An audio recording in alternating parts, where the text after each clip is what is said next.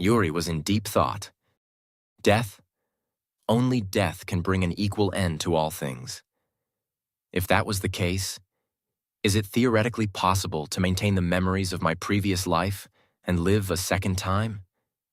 For example, a situation like mine. An escape from the darkness that felt like an eternity. I was reborn with the memories of my previous life.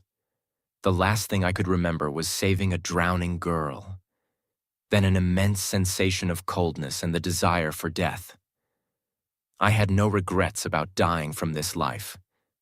None at all. The memories started to fade away within the new world. The affection from my parents made me forget them all. My new family who changed my mind of wanting to die. Now I want to live a good life. But now, my uncle Gok Ho, the former head of the Ho household, has been killed in the battlefield. According to the will he had left behind, the next head was supposed to be my father, Rook Ho. However, the head of the Ek household who fled from the war, Ek Lakun, came forward with another will. He claimed that Gok supposedly wrote stating that Ek Lakun was to become the new head. Since there are two wills, the next head will be chosen by an election. That will lead to political problems. If Lakun wins, our family have a chance of getting executed. If the lives of my family are at stake, then I will. Yuri's thoughts was interrupted by Lakun Ek. Lakun Ek was asking why didn't Rook come and reveal the secret of the will Satsuki has in her possession himself. Yuri answered that his father was under surveillance, so he was told to come instead. Lakun hurried Yuri to tell him about the will, which made Yuri panic. After Yuri found the will, he presented it to Lakun Ek. He demonstrated the secret hidden in the will by heating it in the fire.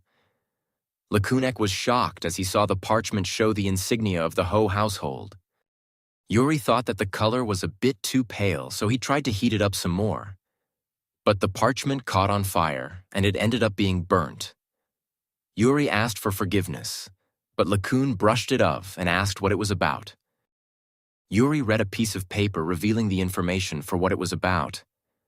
But the pace was too slow that it pissed off Lakun Ek, so he took the paper and read it himself. The parchment was called the Great Witch Testament paper. It was used to write wills, and the treatment was to be heated. The front side should have the folded side on the right and pointing towards him. Lakun Ek asked, why would Rook give him this information?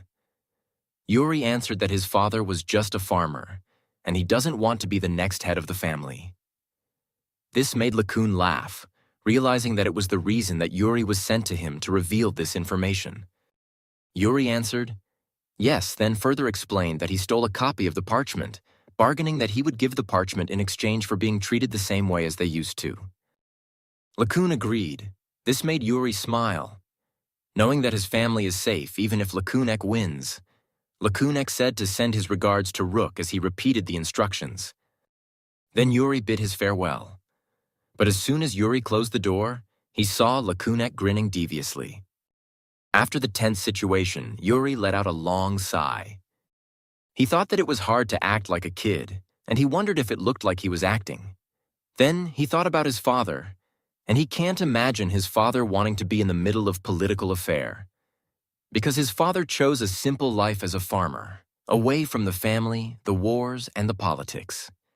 Yuri thought that he has no choice, but not to tell his father about what he did. Yuri returned to his room. His father was waiting him back, seething in anger. Yuri was surprised that his father was still awake, and Rook answered, saying, how can he sleep when Yuri went missing? Yuri tried to find an excuse, saying he was in the library, but Rook already went there and searched for him. At a loss, Yuri apologized, saying he was busy doing things for tomorrow's meeting. Rook reassured Yuri by saying that he doesn't need to do all of that and that he promised to protect his family. Rook asked Yuri if he believes him, and Yuri answered, explaining that it's not that he doesn't believe, but he was interrupted by Rook. Rook said that Yuri was exceptional and maybe he found something only he can do. But for him, his son, Yuri, and his wife, Satsuki, was his top priority.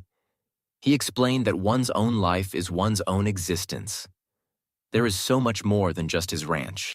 So he asked Yuri to promise that he would stop doing dangerous things without telling them, and Yuri answered that he would. The next morning the meeting started. The room was already filled with a tense atmosphere.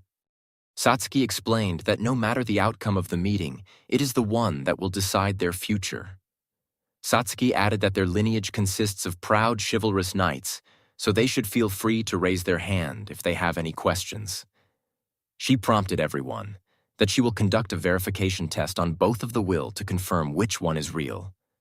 She added that there was a way to verify its authenticity with high accuracy. Everyone was shocked by her declaration. Satsuki explained that they kept it a secret for generations. They have a countermeasure against the fake will.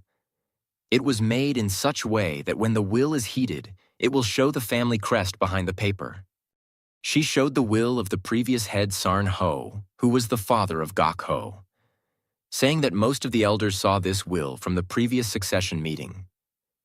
Since it was buried in the archives, Satsuki said that she couldn't show it on yesterday's meeting. Satsuki said that yesterday, Lakun had some accusations, claiming that it was a fake will. So they will compare the will side by side with an original will, and they won't accept any more excuses. Lakun smirked and said, "Yeah, go ahead and compare them." Satsuki, annoyed, proceeded with the instructions. An attendant received the will and gave it to Satsuki. Then Satsuki confirmed to Lakunek if it was the real will left by Gak Ho. Lakun said of course, then proceeded to rush Satsuki's verification. Annoyed Satsuki then said that the head chef will carry out the process. Yuri thought that the head chef is used in handling hot stuff, though things might still get troublesome. The attendant then laid all the will on the table, and the head chef said that he will now heat the iron rod and bring it close to the paper to reveal the trick behind the paper. The head chef heated the iron rod, and he slowly brought it close to the table, waiting for the next instructions. Satsuki gave the signal to proceed, then the head chef brought the iron rod close to Sarn's will. The elders were shocked that nothing happened. The elders saw that even the will Satsuki has haven't shown any symbol of the family crest. The other elders asked if Lakun's will have shown anything. As the iron rod gets closer, the symbol slowly showed. The symbol that was revealed was counterfeit. Lakun couldn't believe it. Satsuki then said that a liar has been found. Rook asked what was happening. Yuri thought that everything went according to the plan. Lakunek unknowingly dug his own grave. Yesterday, after Yuri left, Lakunek sent a letter via a bird to the forgers to recreate a replica of the will using the parchment that Yuri gave him. Then Satsuki confirmed that the person who returned to the manor went to Lakun's room. With all the preparations they made, there should be no issue. Once the authenticity has been clearly established, there's no way Lakun would be considered suitable for the position of the family head. Lakun angrily kicked his chair and stared angrily at Yuri, thinking that he was fooled. This prompted Rook to ask about what Yuri did. Yuri explained that what he told Lakun last night were all lies. That in order to ascertain the authenticity of the will, he gave him the idea of forging a fake will using the parchment he had given. After explaining, Yuri asked if Lakun has anything to say, hinting that he should say sorry to Uncle Gak. Lakun protested and said that it wasn't fake, and that a thief might have broke in last night and replaced it with a fake will. Yuri pressed him that, if that was the case, that he should have mentioned anything beforehand. Then Yuri said, hinting about earlier, that Lakun declared that the will was authentic, so why would he say that if it is not? It seemed like Lakun was just making up a story just for an excuse. Lakun punched the table, then told Yuri that he won't forgive him. Yuri then smiled and ridiculed Lakun, saying that he fell for his scheme, that it would be easy to stop him, including a kid, to stop him from being the head of the family. Then he further mocked him, saying that being the head of the family might be too much of a burden for him. Rook then stopped Yuri, telling him that it was enough. Satsuki resumed the election, saying that if they want Rook to become the next head of the family, raise their hands. The decision was unanimous. The result was Rook as the next head of the family. Satsuki finalized by announcing that on behalf of his late husband, Gak Ho, she introduced Rook Ho as the next successor, declaring that Rook Ho would be the 28th head of the Ho household. She then instructed the guards to arrest Lakun Ek for forging a will to be the next successor. As the guards instructed Lakun to follow them, Lakun suddenly brandished a knife and sliced the neck of one of the guards. This shocked everyone. Then Lakun Ek looked menacingly towards Yuri. Lakun Ek was mad that a child like Yuri stopped his plans. He then threatened Yuri while walking towards him. A guard tried to stab him with a spear, but Lakun's experience in the battlefield enabled him to dodge the spear. He countered by cutting the tip of the spear and stabbing the guard's hands with his knife, making the guard let go of the spear's handle. Lakun then used the spear's blade to stab the guard's neck, killing another one of the guards. Everyone panicked. The elders shouted for the guards while keeping themselves away from Lakun. Yuri looked at the horror Lakun managed to make in just a few seconds. Reality sets in as he began to panic after hearing the last words of the guards. But Rook was quick. He picked up Yuri and set him down away from Lakun. He then reassured Yuri that he will protect him no matter what. Rook then told Satsuki to find a safe spot and take Yuri with her. Rook then walked towards Lakun and prepared himself to stop Lakun Ek. Lakun started to rush Rook, but Rook was able to stop him barehanded using martial arts. Rook tried to disarm Lakun, but unfortunately he noticed it, so Lakun backed away quickly. This made Lakun angrier, while Rook prepared his stance again. Lakun tried to stab him again, while Rook tried to grab Lakun's hands, but Lakun managed to redirect his movements and was able to dodge Rook's grabs. Yuri, standing on the side of the room, watched his father try to stop Lakun Ek. He knew that his father, Rook, is trying to suppress Lakun's weapon, but it seems like Lakun was aware of Rook's plans. That's why Rook cannot enter the area where he can be slashed with Lakun's knife. Lakun quickly aimed at Rook's neck. Fortunately, Rook was able to dodge it. After Lakun's attack was dodged, he tried to kick Rook, but Rook was still able to dodge it. Lakun's anger started to swell. He rushed Rook with his knife, while shouting that a farmer like Rook dares to try and stop him. Lakun swiped Rook's hands away, but Rook still managed to catch Lakun's hands. Rook then redirected the knife towards the wooden chair. After the knife stabbed the chair, Rook kicked Lakun's hand, effectively disarming him. He then choked Lakun from behind. Lakun tried to fight back with all his strength, but Rook didn't budge. Eventually he passed out from the lack of air. Rook let go, while Yuri stared at him from the distance. Realizing that his father was strong, a couple of guards finally entered the room again. One of them told that Lakun is still alive, so they better be careful while taking him outside. Yuri approached his father, Rook, tugging on his clothes. He looked down while staying silent, and Rook patted him on the head. He thought Yuri was afraid. Yuri replied that he wasn't, and he is all right. But Yuri thought that he was the cause of the death of the two guards and all of this trouble. Rook seemed to notice Yuri's concerns, but he chose not to talk about it. Satsuki approached them both, thanking Rook and praising his skills. Rook replied that it was something he learned a long time ago. Yuri noticed his father's sleeves had several cuts. Rook tried to lighten the mood and replied jokingly that he gave Suzuya more work.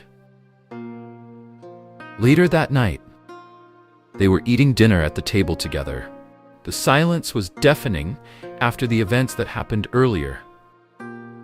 Yuri was lost in his thoughts as he stared at his own reflection. He remembered his past life. That time he didn't care about his life. But after what happened earlier, he thought that if the situation took a turn for the worst, and his father wasn't able to stop Lakun, and his father was the one that was killed. Rook interrupted Yuri's thoughts. He said to Yuri that he shouldn't overdo it and eat slowly. He added that he will feel better after eating. Yuri took his father's words to heart and agreed, while Satsuki smiled seeing their familial bond. Satsuki then spoke to Rook. She said that it's been 18 years since he left the household, but Rook still possessed skills in martial arts.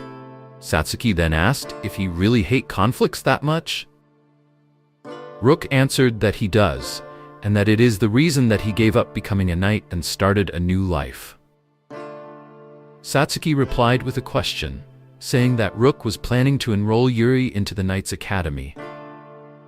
She added that it doesn't matter whether Rook have the title of the knight and that he can continue living in his farm.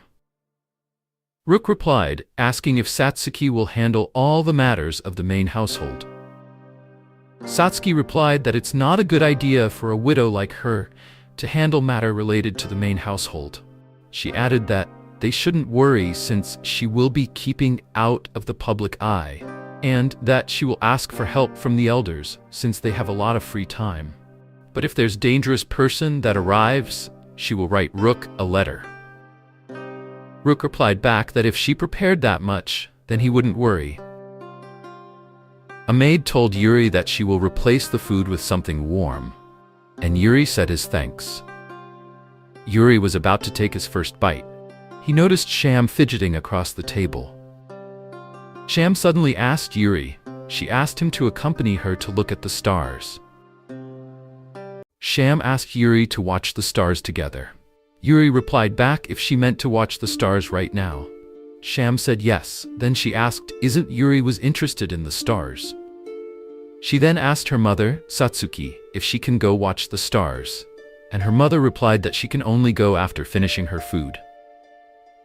Yuri looked at Sham, and she was fidgeting waiting for his answer. So Yuri asked his father Rook if it was all right to go with her.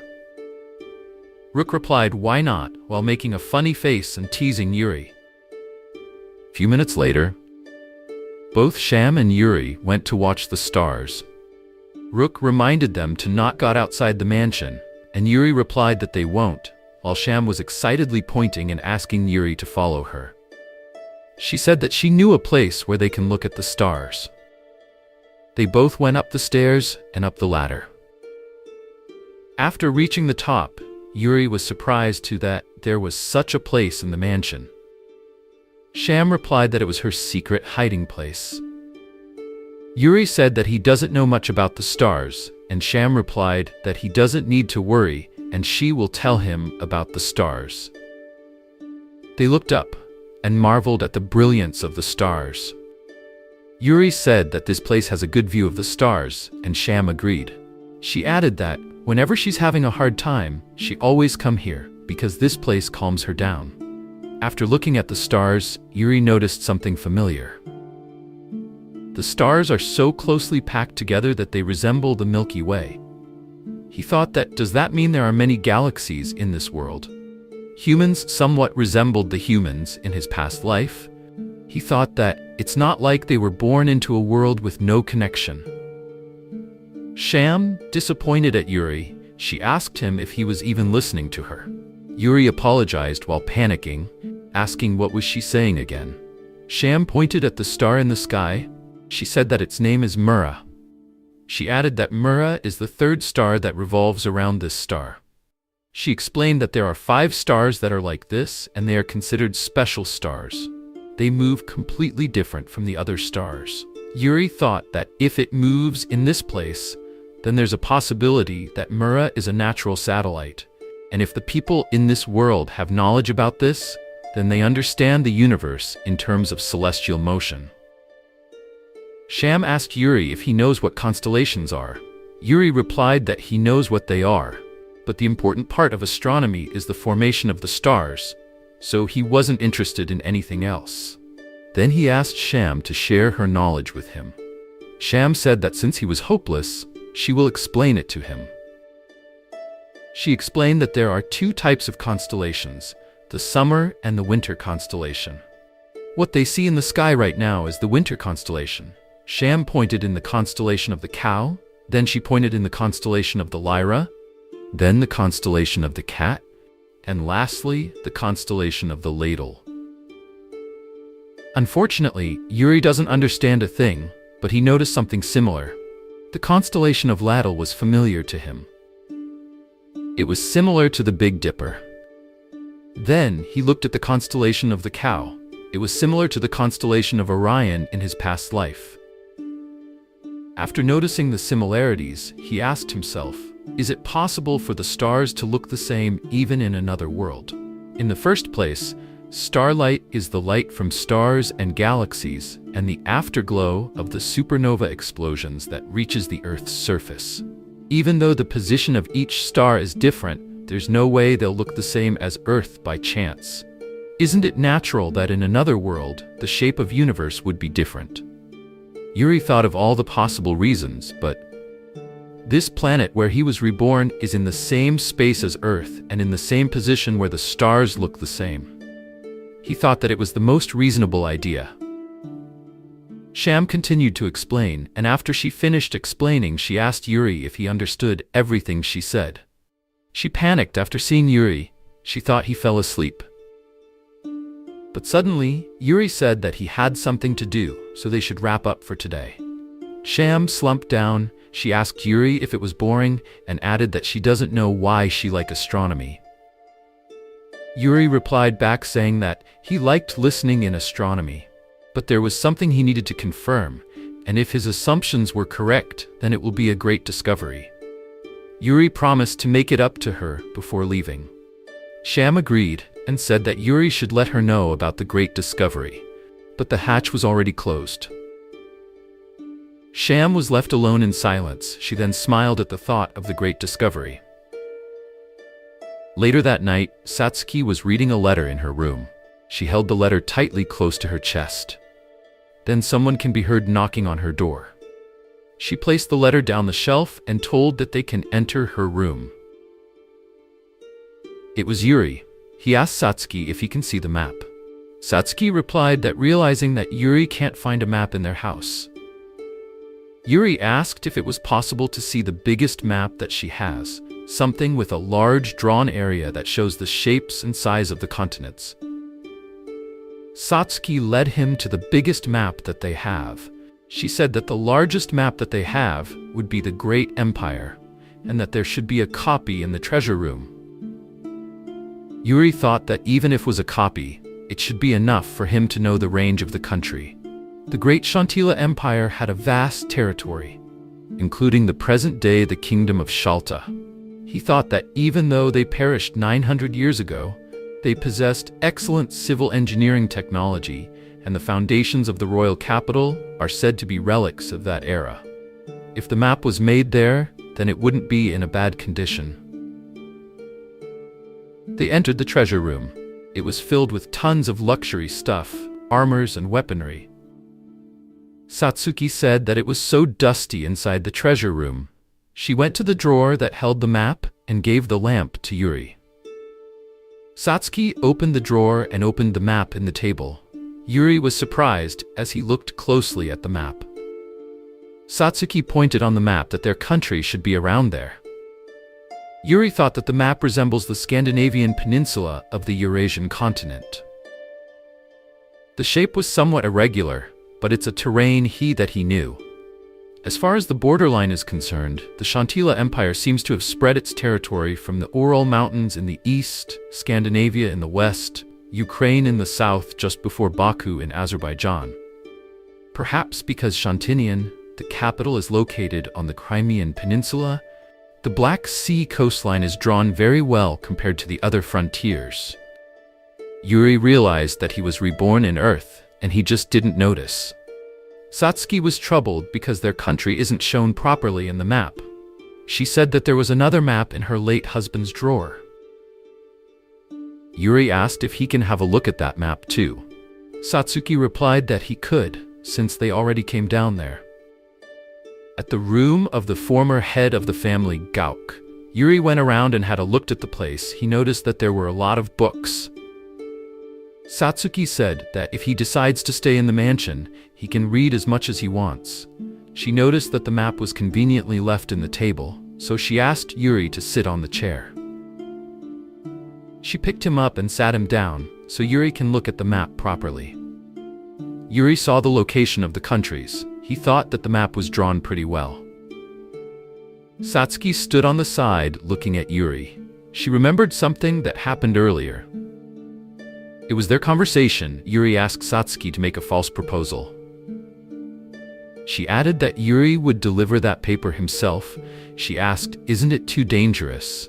Yuri replied with a question.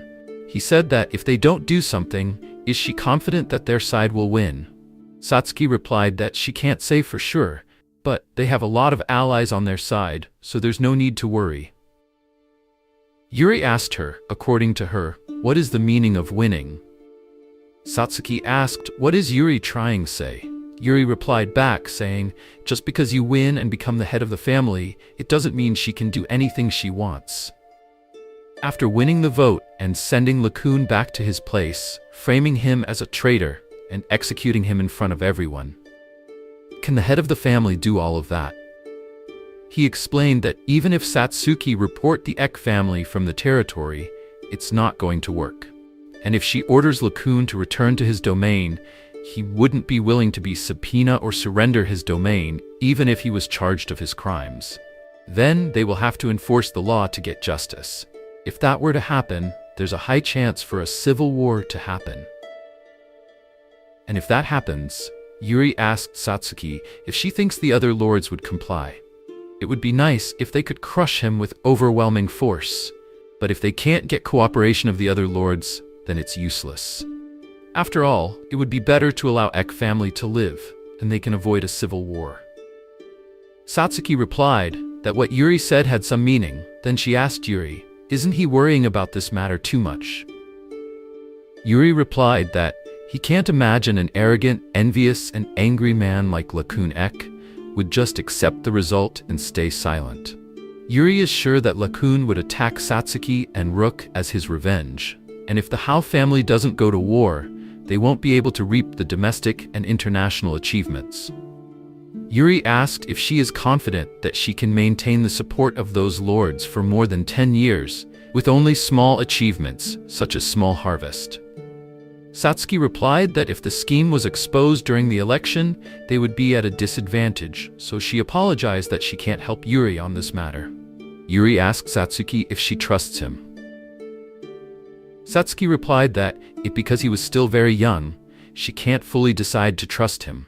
This made Yuri laugh. This made Satsuki ask what was funny. Yuri replied that it was certainly funny.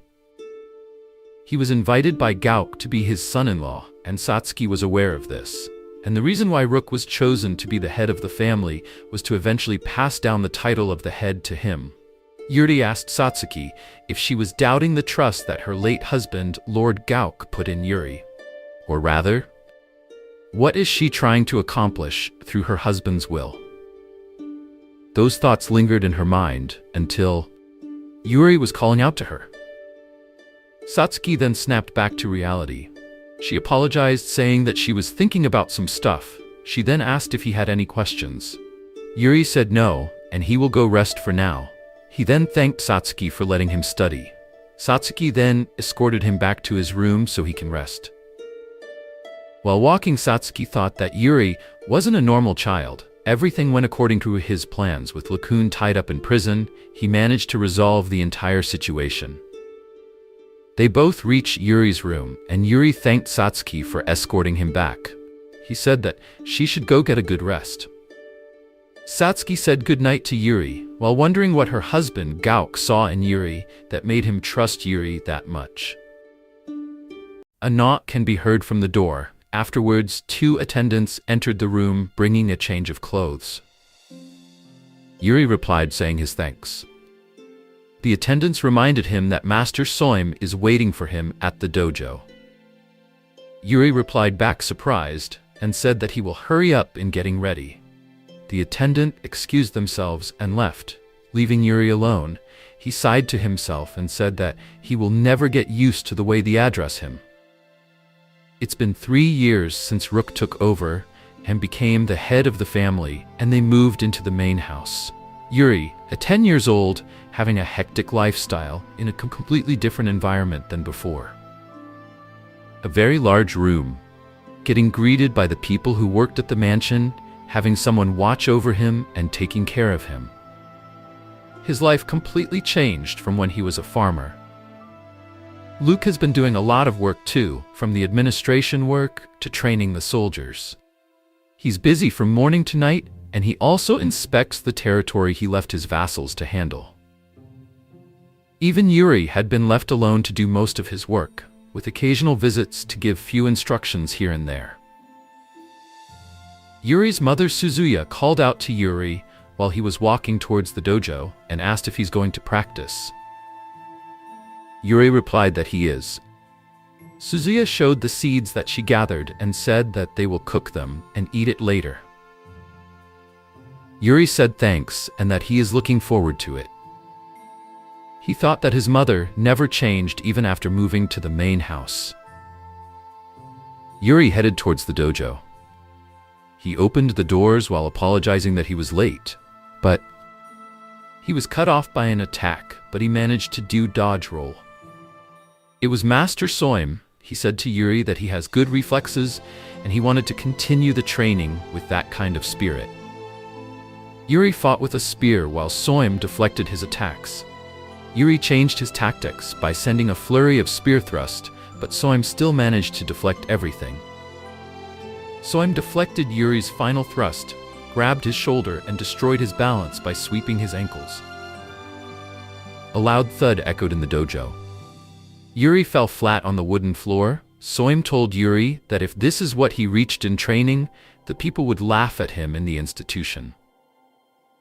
Soim advised Yuri that if he is out of breath, he needs to consider pulling out that time. Soim Hao is one of the knights who came back from retirement because Satsuki personally asked him to be Yuri's martial arts instructor. Soim's son and grandson were killed in 2 wars. He left the management of his territory to his vassals because he is too old to handle them. And apparently he is 90 years old, but he is having fun training a disciple like Yuri. Yuri replied that if he pulled back, the enemies would be able to surround him, then he will end up getting cornered. Soim replied that there is that, but if this was the battlefield and the enemies refuse to fall back, then his comrade's weapon will kill the enemies, and he will be safe since they can't attack him anyway. Yuri agreed to his logic while wondering if Soim's age was really a 90.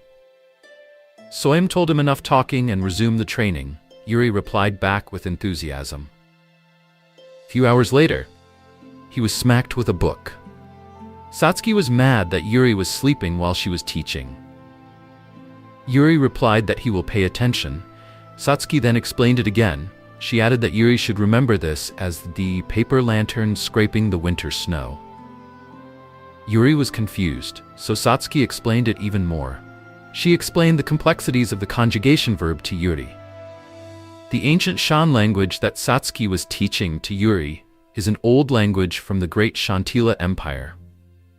The verbs changes depending on the object, so there's an incredible number of conjugations, and it seems people have to memorize them all. Naturally, because of that, there's only few elites that have been able to master the language. And on top of that, this is only used in written language, not the spoken language. Yuri asked, what is the meaning of learning all of this? Satsuki replied that Yuri needs to learn at least this much in order to read the classics. She wondered why Yuri was so bad at the classics when it's just habitual memorization like history. Satsuki set a large number of books on the table and said that Yuri needs to reach the level where he is able to read all the classics that are kept here. She added that he cannot call himself an educated person if he can't read the ancient Shan language. So she suggested to Yuri he should start practicing it by writing it many times. After Satsuki's tutoring class, Yuri was tired as walked along the hallway.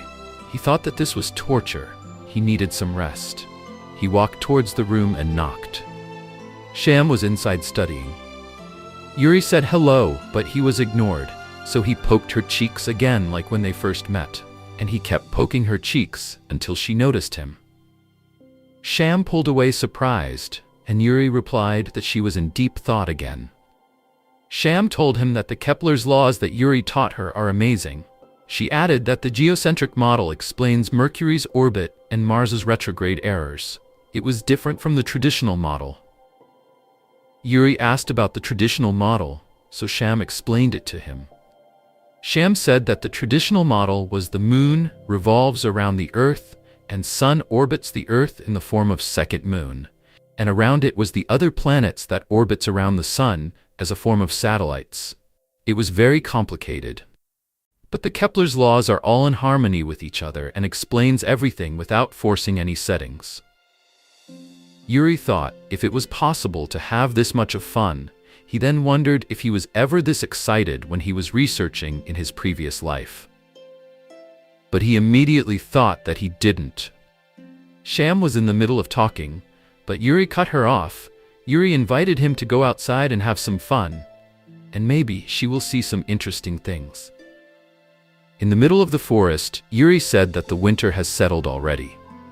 Sham said that he talks like her father for some reason.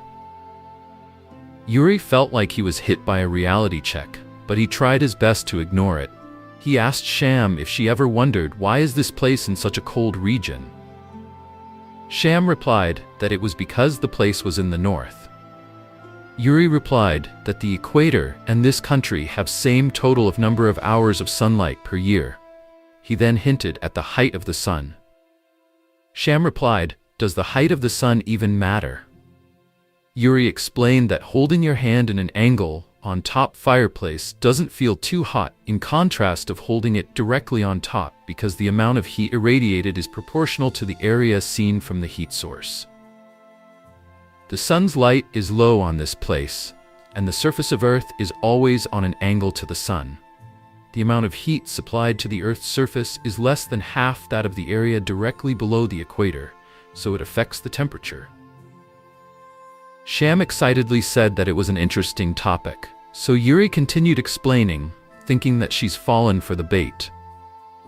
Yuri asked Sham, "Why do trees drop leaves?" Yuri replied saying that it's true because it's that kind of tree. The leaves freezes, the tissues die, but it's also a huge burden for the tree to make them or change them. Sham replied that if it's a little cold, the leaves can survive by making the leaves thicker and lowering the temperature by adding impurities to the sap, but their place was too cold for the trees, so they have no choice to drop the leaves. She added that in warmer climates, plants with thin and broad leaves thrive all year round. That means the environment in those countries have a lot more heat, so it may be necessary to take measures to prevent leaf-eating insects. Yuri told Sham that it was a great answer. He thought that Sham was a really smart and curious girl. He thought that he might have lived a peaceful life in his previous life if he had a daughter like her. He noticed himself acting like an old man again. He thought that this is what a peaceful life should be. Later that evening, Rook was sitting in the dining table, visibly exhausted.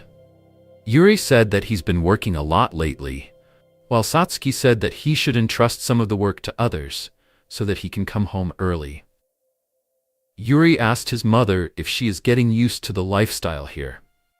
Satsuki replied that she was confused at first, but she got along with the maids, and she has a garden, so she was having fun. Yuri was thankful that her mother doesn't easily get swept by others. He thought it's not possible for peasants to acquire knowledge of domestic and military affairs. There doesn't seem to be any problem since Suzuya will be attending social gatherings on his behalf. He was worried during the succession, but it turned out well in the end. Rook said that he never imagined that the head of the household would have too much work. Yuri replied that they will be farming tomorrow so he can take it easy. Rook replied that the plan has changed. This surprised Yuri. Rook then said that an epidemic broke in a town in the south. It was the floating pox disease. Floating pox disease, it was written in a book in Gauk's study. It stated that the floating pox was an epidemic brought from the world of the Kura people during the Great Empire era, and many people lost their lives. People believed that it was a curse, and it comes in a form of poison released from within the earth. There was no scientific basis, and medical technology hasn't developed yet, so he can't let Rook go on an inspection to the affected area.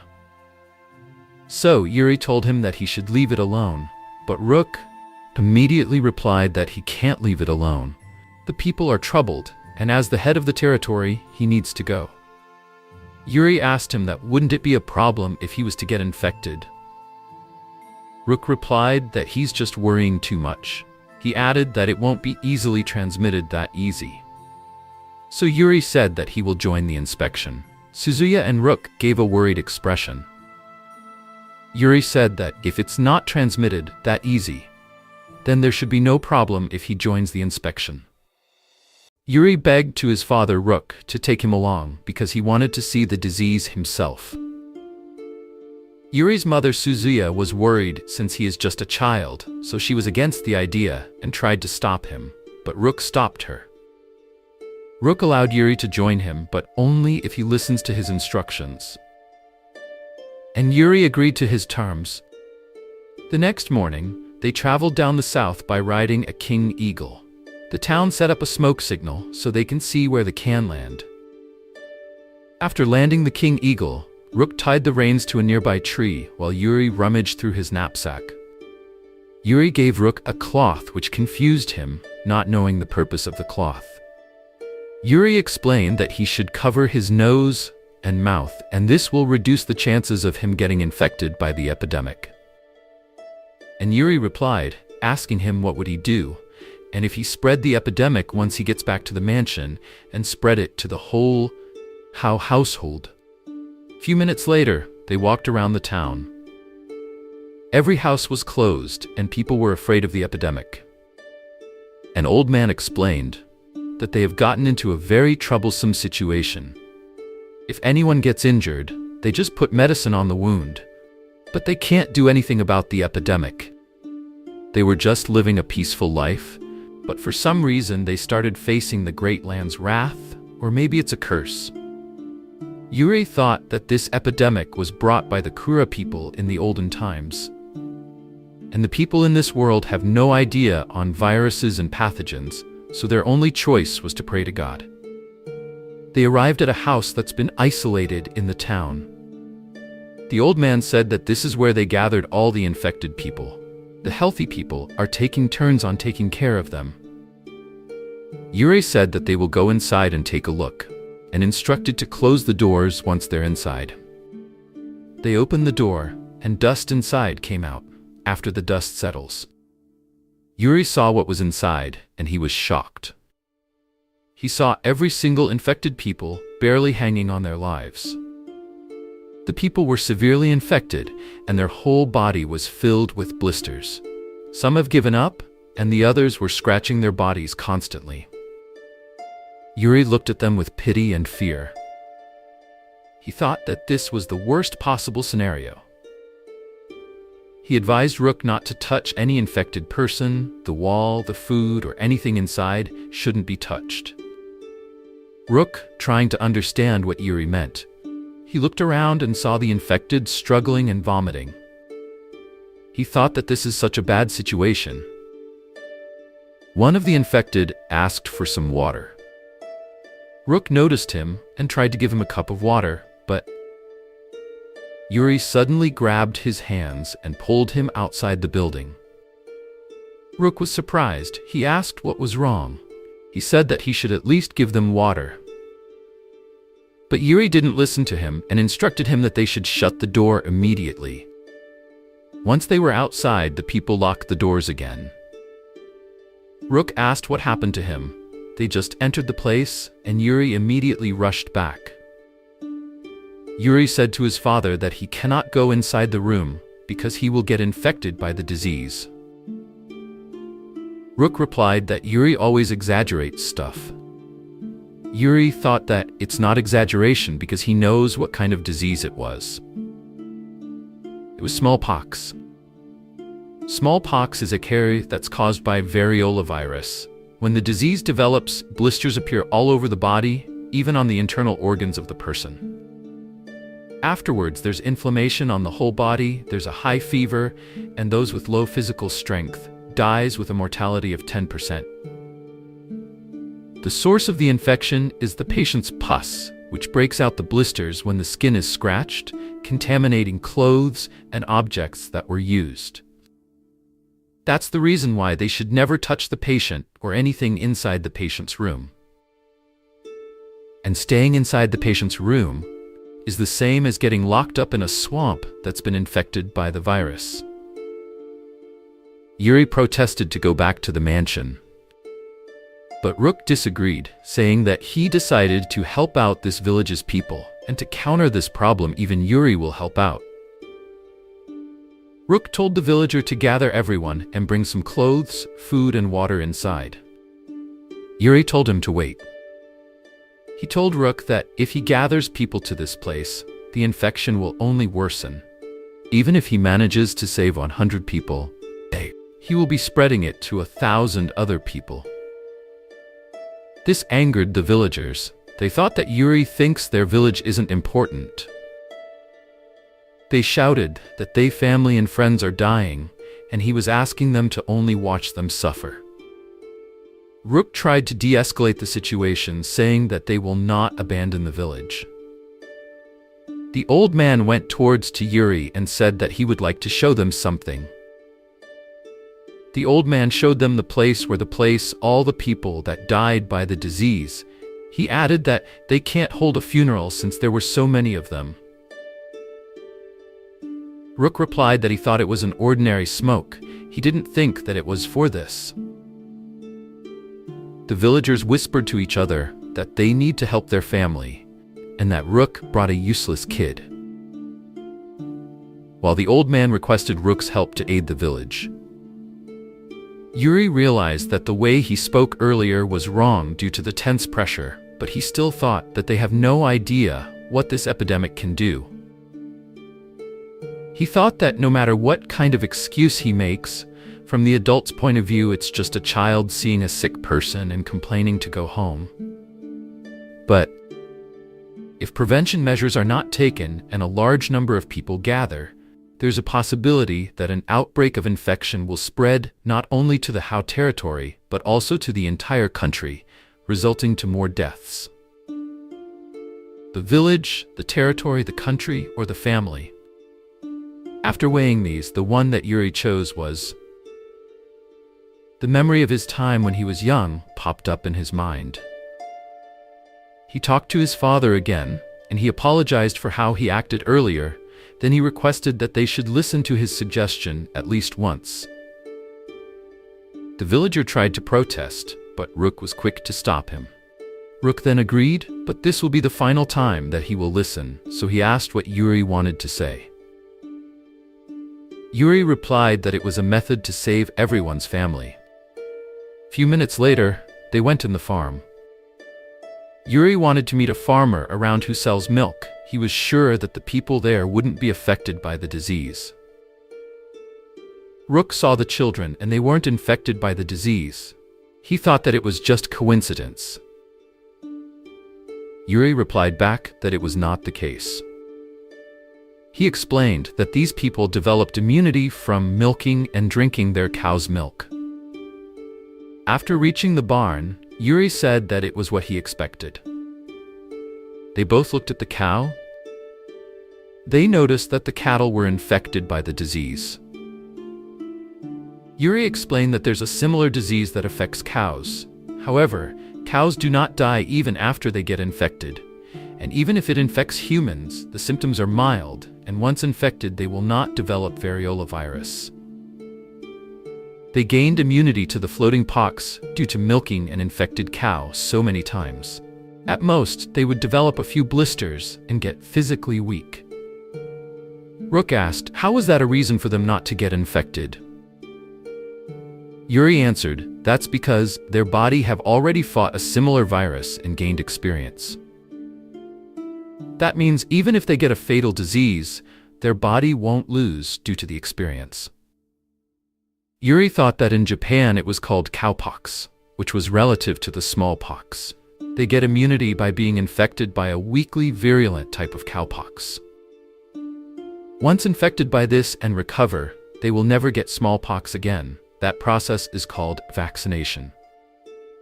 In other words, the plan is to administer smallpox vaccinations and immunize all residents. First, they will take cowpox and apply it on something like a needle. Then take that and apply it on a small wound so that they get infected by the cowpox. After getting infected, They will show mild symptoms for a while, and after the body recovers from the weak virus, they'll be totally immune to similar viruses. Rook asked him where he read about this, and how come he never came across of this cure. But Yuri wasn't able to answer. He just knows that this will definitely cure the infected people. Rook said, all right, since Yuri is saying this with confidence, then they will try it and put his trust to Yuri. Yuri was glad and thanked his father for believing in him. 4 days later, after Rook and Yuri have taken the vaccination, even if there were symptoms, they're likely to be mild. After that, all the people in the village were given the vaccination. To calm everything down, the village was quarantined for a while. And because the people who took the vaccine were not being affected anymore, the vaccination was a success. After returning to the mansion, they removed the clothes and took a bath to not spread the virus. They isolated the clothes in a drawer, which may have the virus. Yuri was grateful that his father supported him, even though he was smiling bitterly. In the end, they got through the situation because his father trusted him and didn't doubt his methods. But Yuri realized that even with all his knowledge from his previous life, if he was put in a situation where he can't do anything, he wondered if he would even be able to save any other person. After a few months, they went to the royal capital Shibuyaku. They rode the carriage together. Yuri's parents were excited, while Yuri looked at them troubled. Yuri said that they don't need to accompany him for something like this, and asked, was it necessary to bring them along? Rook disagreed, saying that it was obvious that we'll accompany him because they're his parents. He added that it's the entrance ceremony for freshmen, while Suzuya said that she just wanted to see Yuri's performance, so there's no reason to feel bothered. Rook then said that all the children are accompanied by their parents, so there's no reason to feel embarrassed. And Suzuya cheered for Yuri. Yuri embarrassed, he replied that he will do his best. After reaching the academy, Rook said to Yuri that maybe one of these kids will be his best friend. Yuri looked around and saw the other students. He thought that his school life is about to begin in the Knights Academy. And this marks the end of Chapter 10. Like and subscribe, and click the bell icon so you can be notified for future updates. For other videos like this, click here. Thanks for watching.